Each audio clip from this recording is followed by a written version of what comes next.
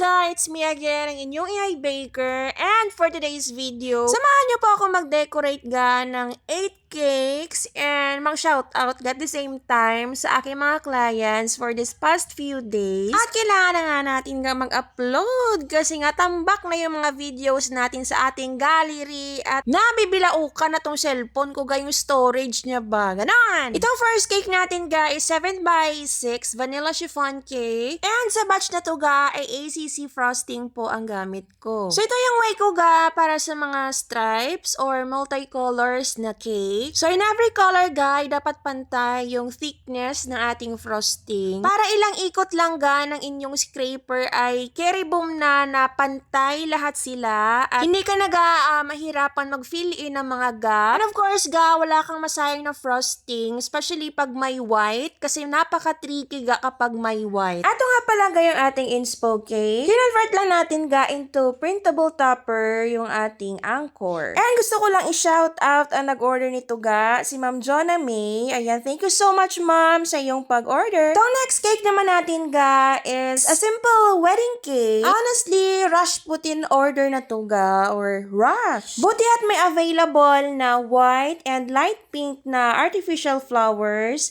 Ang isa sa mga kaibigan kong baker dito sa Sara Iloilo, si Madam Jinkay. 8x6 ang size nito ga, choco moist cake with caramel filling. At dinagdagan lang natin ga ng gold balls and edible drudging. Ito yung inspo cake ga na sinend sa akin ng client. Ayan, thank you so much Ma'am Grace at Vincula sa iyong pag-order. Itong next 3 cakes natin ga ay sinesend lang ng client yung color or design ng mga damit ni baby. At ako na ga ang bahala sa design. Pinapaubayan nila sa akin. Ganon. Thank you so much Ma'am Bambi Parcon sa iyong pag-order. Here ga is number 2 pull-apart cupcakes na Jordan theme. Order sa akin ga ni Darling Rose Kate. Ayan. Muraita lang to ga sa akin. So PM na lang ako ga kung magkano. Ganon. Itong next naman ga is another pull-apart cupcakes which is pumpkin theme. Na-order naman sa akin ga ni Suki Loves ko. Darling Zai Sabores. Ayan, thank you so much once again sa iyong pag-order. At itong next 2 cakes natin ga na cute size, ito ga is 5x4